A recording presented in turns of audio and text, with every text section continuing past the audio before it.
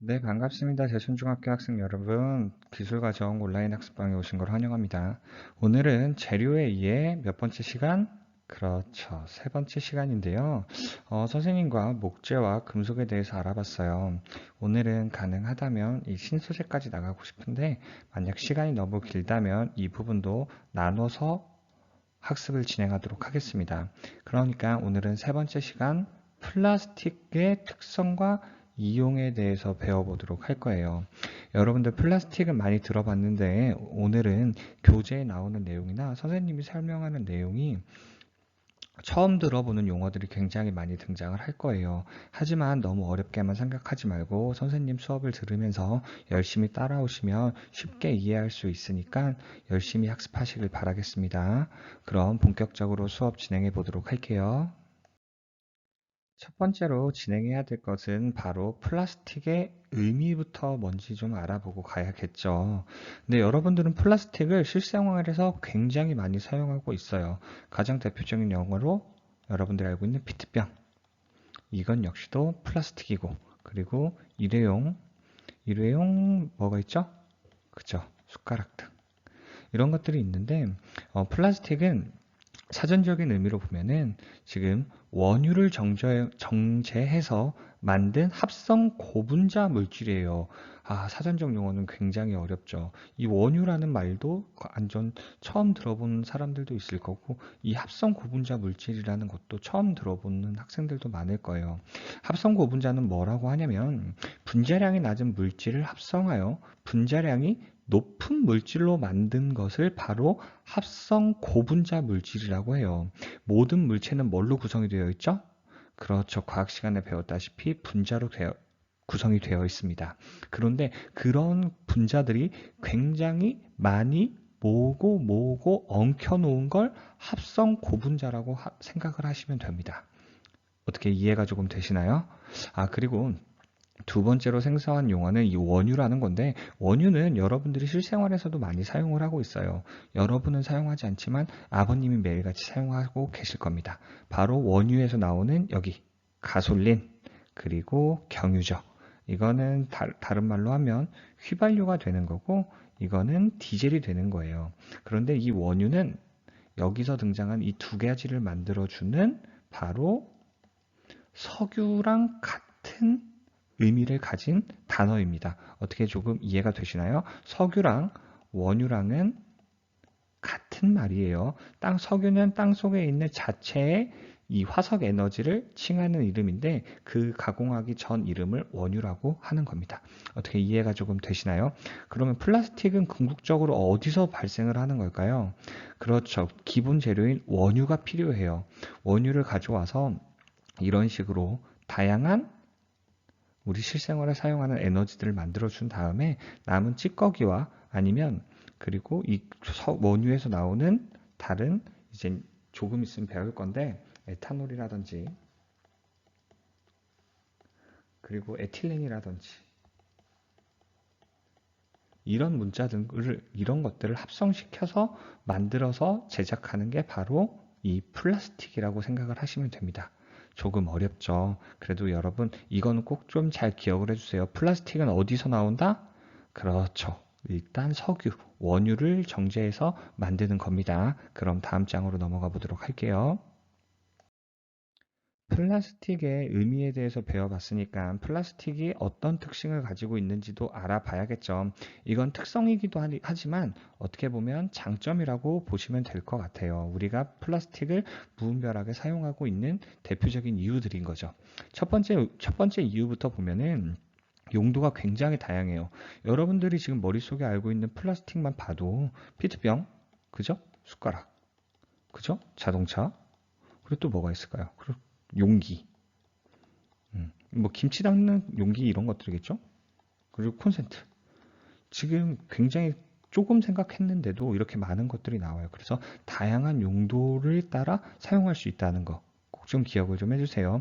그리고 열이나 압력을 가하여 모양을 쉽게 변형을 할 수 있습니다. 이것도 꼭 좀 기억을 해주시길 바랄게요. 내가 원하는 모양으로 마음대로 바꿀 수 있다는 뜻이에요. 그리고 근데 플라스틱은 전기가 통하지 않는다는 특징과 그리고 단열성 이젠 단열성이라는 것은 열 전달을 잘 하지 않는다는 굉장히 좋은 특성을 가지고 있다는 거예요. 이해가 잘 되시나요? 그리고 플라스틱의 종류에 따라서는 충격을 잘 흡수하는 것도 있다는 것도 잘 기억을 좀 해주시고요. 여기엔 없지만 플라스틱에 따라 강철보다 높은 강도 예전에 강도 배웠었죠. 높은 강도를 가지고 있는 플라스틱도 있답니다. 그거는 나중에 선생님이 학교에 등교하면 예를 많이 들어주도록 할게요. 그러면 플라스틱의 특성에 대해서 알아봤으니 이러한 플라스틱은 장점만 있고 좋은 특성만 가지고 있는 건 아니에요. 그럼 다음 장에서 어떤 단점들이 있는지 한번 알아보도록 할까요?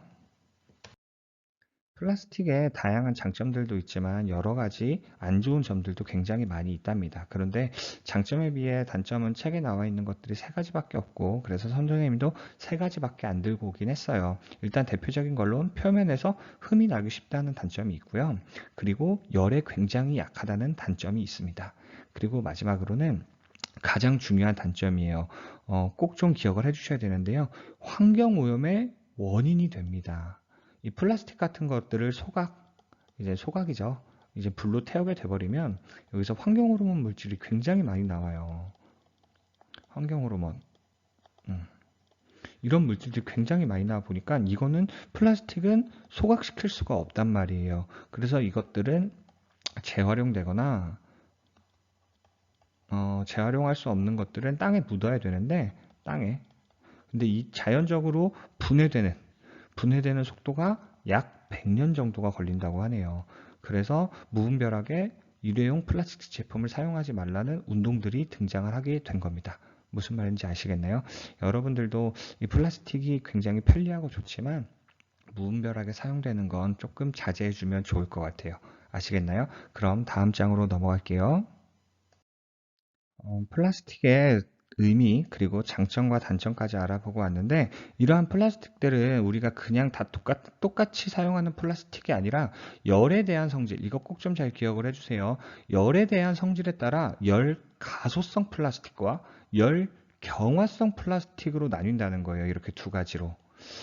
이거는 뒷부분에 가서 열 가속성 수지가 무엇이고 열 경화성 플라스틱이 무엇인지 바로 설명을 해주도록 할 텐데 종류도 굉장히 많아요. 그럼 뒷부분에 가서 어떤 것들이 있는지 확인해 보도록 할게요. 첫 번째로 알아볼 플라스틱은 열 가소성 플라스틱입니다. 꼭 좀 잘 기억을 해주세요. 열 가소성 플라스틱이에요. 열 가소성 플라스틱이라는 것은 열을 가하면 부드러워져요. 그래서 모양을 내 마음대로 다시 변화시킬 수 있는 플라스틱을 의미하는 거예요. 그 종류로는 폴리프로필렌 수지, PP라고도 부르고 폴리스티렌 수지, 이름이 더 어렵죠. 폴리염화 비닐 수지, 수지는 좋은데 이 앞부분은 정말 헷갈리네요. 그리고 폴리에틸렌 트레프탈레이트 수지, PET라고도 부르는 건데 용어들이 굉장히 어렵죠. 그러면 이런 것들이 어떤 건지 한번 선생님과 알아보도록 할게요. 열 가소성 플라스틱의 종류 네 가지를 선생님의 앞부분에서 설명을 해줬는데 하나하나 어떤 건지 좀 보자고요. 폴리프로필렌 수지는 PP라고 부르는데 반복해서 굽히는 힘에 강하다고 합니다. 그래서 이거는 자동차 범퍼에 많이 사용이 돼요. 범퍼 같은 거는 철로 구성되어 있는 것이 아니라 이렇게 플라스틱으로 구성이 되어 있는데 그래서 찌그러졌을 때 복원이 되는 거예요. 무슨 말인지 아시겠나요? 그리고 스티렌 수지, PS라고 하는 것은 열이 잘 차단되고 가공하기 쉽다는 특성을 가지고 있어서 여러분들이 사용하는 일회용 용기에 사용을 하고 있어요. 어떻게 조금 이해가 되시나요? 그럼 다음 걸로 좀 넘어가도록 할게요. 세 번째로는 폴리염화 비닐 수지입니다. 근데 이 폴리염화 비닐 수지는 플라스틱 중에서도 단단하고 물에 굉장히 강해요. 그래서 여러분들이 사용하고 있는 상하수도관이나 물 호스 아시죠? 이젠 여러분들이 물 장난칠 때도 많이 사용을 하지만 원래 용도는 멀리 물을 전송하기 위해 만들어진 거죠. 그런 호스들을 사용할 때 PVC 파이프, 그리고 PVC 파이프라고 여러분들 그나마 좀 많이 들어보지 않았나요? 아니요, 많이 못 들어봤나요? 여러분들 PVC 파이프가 어디서 많이 봤을 거냐면 물이 내려오는 곳, 옥상에서 물 내려오는 그 통 본 적 있죠? 그게 바로 이 PVC 파이프, 폴리어마 비닐 수지를 의미하는 거예요. 어떻게 조금 이해가 되시나요? 그리고 마지막으로 폴리에틸렌 테라플탈레이트. 이름 굉장히 어렵죠? 말 그대로 여러분들이 알고 있는 지금 페트병이 바로 이거예요. 그래서 투명도가 높고 단열성이 좋아서 전선 피복이나 그리고 음료수병 등에 사용을 하는데, 이 단열성이 좋다는 건 여러분들 전기 콘센트 꽂을 때 혹시 뜨거워지거나 열이 느껴진 적 있나요? 굉장히 장시간 사용하면 그렇지만 꼽자마자는 전선이 굉장히 아직도 차갑죠? 그게 단열성이 좋다는 뜻인 거예요. 어떻게 조금 이해가 되시나요? 그럼 다음 장으로 좀 넘어가도록 할게요. 자, 보면은 선생님이 그 열 가속성 플라스틱을 설명을 할 때 여기에 종류, 뭐가 있었죠? 네 가지? 기억나시는 분? 아마 없을 거라고 생각합니다. 용어들이 굉장히 어려워요. 책만 봐도 알고 있겠지만 폴리프로필렌 수지, 그리고 폴리스티렌 수지, 폴리어마비닐 수지, 폴리에틸렌 수지, 뭐 이런 것들까지 너무 어렵고 복잡해서 선생님이 조금 앞부분에 설명을 빨리 했어요. 일부러. 여러분들은 이 수업이 끝나면 이것만은 꼭 좀 잘 기억을 해줬으면 돼서 이 마지막으로 한 장을 더 갖고 온 건데, 열 가속성 플라스틱이 있는데 이게 뭐냐? 열을 가하면 부드러워져서 모양을 변화시킬 수 있는 플라스틱이다. 이 정도와, 그리고 어디에 이용되는지, 자동차 범퍼, 일회용 용기, 호스, 음료수병 등에 이용되는 플라스틱이 있는데 그게 무슨 플라스틱이다? 그렇죠. 바로 열 가소성 플라스틱이다 정도까지만 기억을 해줬으면 좋을 것 같아요. 그래서 앞부분에 나온 이 네 가지 종류 있었죠? 뭐 폴리어마, 비닐, 폴리에틸렌, 폴리스티렌 뭐 이런 것들, 그런 것들은 기억하지 않아도 좋습니다. 하지만 이 두 가지는 꼭 좀 잘 기억을 해 주셔야 돼요. 아시겠나요? 그러면 열 경화성 플라스틱은 어떤 것들이 있는지 알아보도록 할게요. 두 번째로 열 가소성 플라스틱과 다른 열 경화성 플라스틱입니다. 열 경화성 플라스틱은 열 가소성 수지랑 당연히 다르겠죠. 근데 뭐가 다를까요? 그렇죠. 한번 굽고 나면 다시 열을 가해도 모양을 바꿀 수 있다 없다? 그렇죠. 모양을 바꿀 수가 없는 플라스틱을 열 경화성 플라스틱이라고 합니다. 이건 역시도 종류가 네 가지가 있어요. 이건 그나마 좀 이름이 조금 쉽나요? 그죠? 다 수지라고 들어가는 건 동일하지만 멜라민 수지, 폴리에스테르 수지, 페놀 수지, 실리콘 수지 등, 여러분 실리콘은 그나마 좀 많이 들어봤겠네요. 이런 것들이 어떻게 사용되고 왜 사용되고 있는지 한번 같이 빠르게 알아보도록 할게요. 첫 번째, 멜라민 수지입니다. 멜라민 수지는 여러분들이 사용하고 있는 이젠 조리대, 그리고 일회용 색이 들어간 이제 숟가락이나 접시, 이런 것들에 플라스틱 접시겠죠. 아기들이 많이 사용을 하잖아요. 그런 것들에 강한 건데, 열과 화학용품에 강하고 착색성이라는 것은 색을 입히는 거예요. 이게 여기가 지금 접시면 여기다 빨간색을 막 이렇게 입혀요. 이런 게 근데 한 번에 빨간색으로 입혀졌네? 그럼 이런 것들이 착색성이 좋다고 합니다. 착색성이 우수해서 조리대나 식기 등에 많이 사용을 하고요. 폴리에스테르 수지는 강도가 크고 온도 변화에 강해요. 그래서 여러분들이 지금 집에서 그나마 많이 사용하고 있는 욕조 등, 그래서 욕조에 아무리 뜨거운 물을 콸콸콸 부어도 모양이 변하지가 않죠. 그게 이제 폴리에스테르 수지입니다. 어떻게 이해가 좀 되시나요? 그럼 다음 장으로 넘어갈게요. 세 번째로 등장하는 수지는 바로 페놀 수지입니다. 이거는 전기의 전연성이 뛰어나고 열에 굉장히 강해요. 그래서 전기 플러그, 회로기판 등에 사용을 하고 있는데, 이제 이 전기 플러그라는 것은 이 전기선이 아니라 이 앞부분에 달린 돼지코 아시죠? 이렇게 그리면 되나? 이렇게? 뭔가 그림이 조금 이상하네요. 이 부분을 하는데 열에 굉장히 강해요. 이 부분이. 그리고 절연성이 뛰어난다는 건 뭐죠? 그렇죠. 전기가 통한다, 안 통한다? 안 통한다. 그래서 이런 식으로 이용이 된다는 건.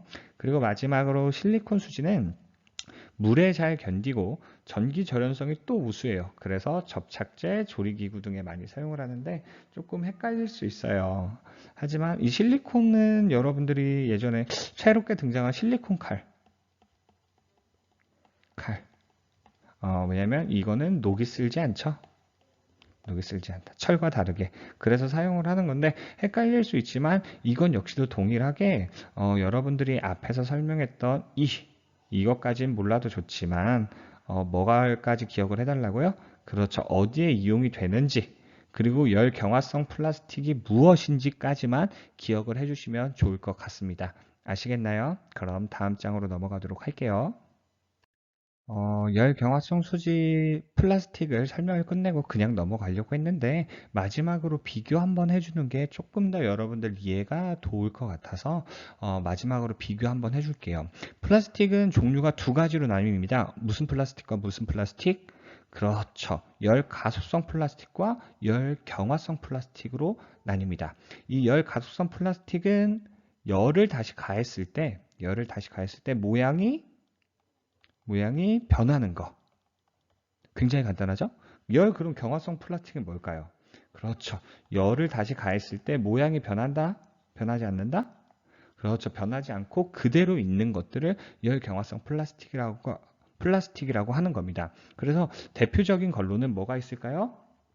그렇죠. 피트병. 여러분들이 알고 있는. 그리고 이젠 호스. 그리고 자동차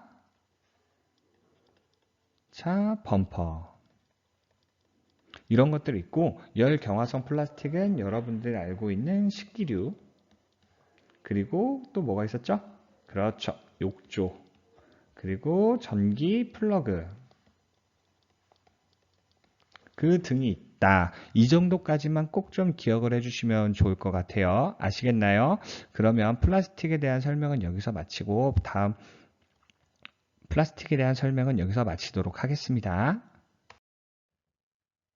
신소재가 많이 남지 않아 신소재까지 수업을 진행할까 하다가 오늘 수업은 그냥 플라스틱에서 마치는 걸로 정하고 수업은 여기까지 하도록 하겠습니다.